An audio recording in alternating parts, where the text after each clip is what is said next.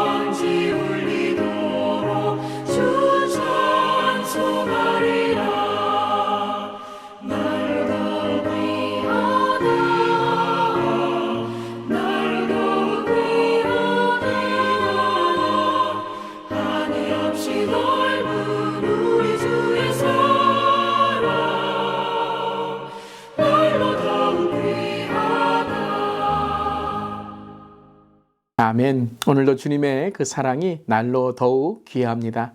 오늘도 주님을 찬양하며 말씀으로 더욱 나아가길 바랍니다. 오늘 말씀은 창세기 29장 15절부터 30절까지의 말씀 함께 나눕니다. 하나님의 말씀입니다. 라반이 야곱에게 이르되 내가 비록 내 생질이나 어찌 그저 내 일을 하겠느냐, 내 품삯을 어떻게 할지 내게 말하라. 라반에게 두 딸이 있으니 언니의 이름은 레아요 아우의 이름은 라헬이라. 레아는 시력이 약하고 라헬은 곱고 아리따우니 야곱이 라헬을 더 사랑하므로 대답하되 내가 외삼촌의 작은 딸 라헬을 위하여 외삼촌에게 7년을 섬기리이다. 라반이 이르되 그를 내게 주는 것이 타인에게 주는 것보다 나으니 나와 함께 있으라. 야곱이 라헬을 위하여 7년 동안 라반을 섬겼으나 그를 사랑하는 까닭에 7년을 며칠같이 여겼더라. 야곱이 라반에게 이르되 내 기한이 찼으니 내 아내를 내게 주소서. 내가 그에게 들어가겠나이다.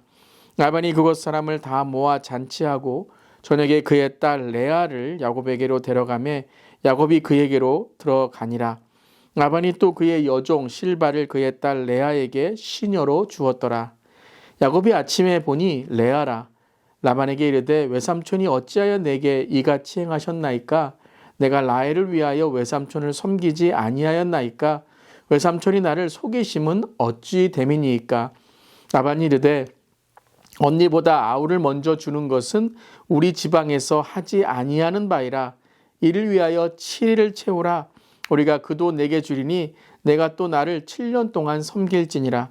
야곱이 그대로 하여 그 7일을 채우매 라반이 딸 라헬도 그에게 아내로 주고 라반이 또 그의 여종 빌하를 그의 딸 라헬에게 주어 시녀가 되게 하며 야곱이 또한 라헬에게로 들어갔고 그가 레아보다 라헬을 더 사랑하여 다시 7년 동안 라반을 섬겼더라. 아멘. 하나님의 말씀입니다. 하나님 말씀에 감사합니다. 자, 이제 야곱은 라반의 집으로 가게 되고요. 라반의 집에서 이제 지내게 됩니다. 아마 하루 이틀 며칠이 되면 다시 돌아갈 것이라고 생각했지만 그 기간이 여러 날이 되고 있었죠. 그래서 오늘 15절에 보면 라반이 야곱에게 이렇게 말합니다. 내가 비록 내 생질이나 내 조카이나 어찌 그저 내 일을 하겠느냐. 내 품삯을 어떻게 할지 내게 말하라 라고 라반이 야곱에게 품삯을 주겠다라고 말합니다. 이것은 꼭 배려하는 말처럼 들리지만 가만히 이 말씀을 우리가 묵상해 보면 이것은 너는 조카지만 공짜로 밥 먹으면 안 된다. 너도 밥값을 하라는 것이죠. 그리고 조카가 아니라 그저 라반의 외삼촌 집에서 있는 그러한 야곱이 아니라 너도 품꾼처럼 일해야 된다라는 것입니다. 참 라반이 대단하죠. 그냥 조카를 자기의 집에서 머물게 하는 것만이 아니라 야곱이 이제 좀 오랫동안 머물 것 같으니 품꾼처럼 너도 일해야 된다라고 하는 것이죠. 그러면서 어떻게 너에게 이 품삯을 주겠느냐라고 했을 때 야곱도 이제 머리를 굴립니다. 아, 나는 품꾼이 아니라 외삼촌 라반의 조카보다 더 선택을 할 수 있는 사위가 되겠다라는 것이죠. 물론 라헬을 사랑했기에 그도 라헬을 아내로 얻기를 원하는 마음이 더 강했을 것입니다. 이러한 이야기 속에서 이제 야곱이 라헬을 아내로 얻도록 라반이 허락해 주죠. 그런데 야곱에게는 지금 돈이 없습니다. 이때에 당시에 남자가 아내를 맞이하려면 결혼 지참금을 지불해야 되는데 무일푼이었던 야곱은 이제 돈을 지불할 수가 없으니 일하겠다라고 하는 것이죠. 7년 동안 라반을 위해 일하겠다라고 제안을 합니다. 참 7년은 오랜 기간이지만 오늘 말씀에서 그 7년을 이 긴 세월을 불과 며칠같이 여겼던 것은 바로 라헬에 대한 사랑이었습니다. 그러고서 7년을 지났습니다. 참 긴 시간을 일하는 이 야곱. 그런데 라헬만을 위한 사랑으로 품삯을 받지 않고 그저 라헬을 위한 사랑으로 열심히 일했던 것이죠. 사위가 되겠다. 라헬의 남편이 되겠다라는 것이죠. 대단한 야곱의 용기와 또 의지입니다. 그런데 야곱보다 더 정말 머리가 정말 사기꾼 머리처럼 요령이 있고 야곱을 속이는 외삼촌 라반의 모습. 이제 7년이 지나서 잔치를 벌이고 이제 이 야곱이 라헬과 함께 결혼하게 되는 그 날 누가 바로 이 야곱에게 가게 되죠? 레아입니다. 야곱이 레아의 방으로 들어가게 됩니다.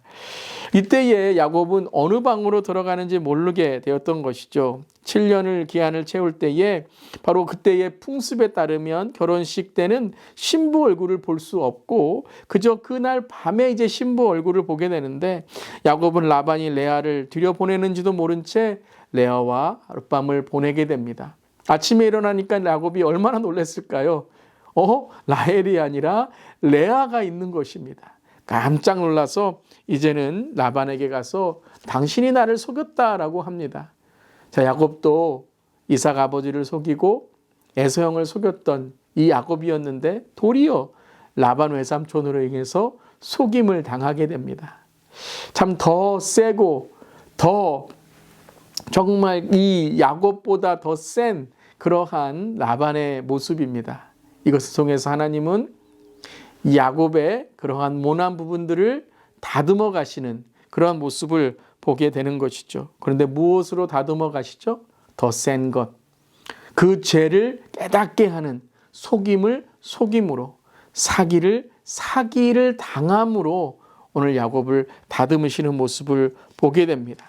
그리하여서 이제 7일 후에 라헬을 얻게 되고 또 7년을 더 일하게 되는 것이죠. 참 7년에 또 7일에 또 7년을 더하는 이 긴 세월, 야곱은 바로 연단받게 되는 것이죠. 단련 받게 되는 것입니다. 오늘 한전 묵상에 이렇게 씌워져 있습니다. 하나님은 속임으로 야곱의 죄성을 다루십니다. 야곱은 라반에게 나를 속이심은 어찌 됨이니까 라고 묻는 대신에 자신의 지난 삶을 생각했어야만 했습니다. 성도가 겪는 부당한 일이 죄 때문만은 아닙니다. 그러나 깨어있는 성도는 부당한 상황을 만날 때에 먼저 자신의 죄와 자신을 돌아볼 수 있어야 됩니다. 그렇습니다, 여러분. 우리도 오늘 우리의 삶을 돌아볼 때 혹 남에게 상처를 주고 우리의 죄 때문에 하나님의 마음을 아프게 했던 일들이 있지는 않나요? 오늘 이 묵상 시간을 통해서 우리에게 회개의 그러한 이 영을 허락해 주셔서 주님 앞에 회개하고 또 우리의 삶을 다듬으시는 하나님께 더욱 가까이 나가는 우리 모두이기를 바랍니다. 이러한 야곱이 단련되고 연단됨을 통해서 이제 자기의 죄를 깨닫고 나도 속이는 자였구나 라는 것을 깨달을 수 있었을 것입니다. 오늘 계속해서 야곱의 이야기를 통하여 우리 자신을 돌아보고 또 묵상하며 이 묵상을 통해 하나님과 우리와 함께 정말 하나님께서 주시는 은혜를 계속해서 누리는 우리 모두기를 주님의 이름으로 축원합니다. 아멘. 기도하시겠습니다. 하나님, 이해할 수 없는 고난 중에도 우리가 깨달아야 할 하나님의 뜻을 발견하게 하옵소서. 힘들고 어려울 때 불평과 불만이 아니라 하나님을 향한 기도와 신앙 고백으로 우리의 입을 채우게 하옵소서.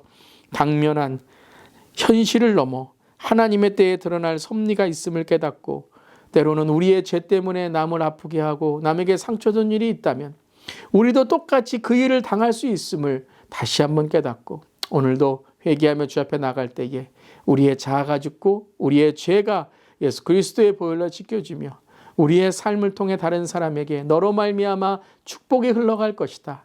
이 언약의 통로, 축복의 통로로 오늘 하루 하나님께 영광을 돌리며 우리 모든 주위에 있는 자들에게 복음을 전하는 우리의 삶이 되게 하여 주시옵소서. 주님 감사드리며 예수님의 이름으로 기도드리옵나이다. 아멘. 오늘도 만남의 축복으로 또 축복의 통로로 살아가는 우리 사랑하는 성도님 되시기를 주님의 이름으로 축원합니다. 아멘.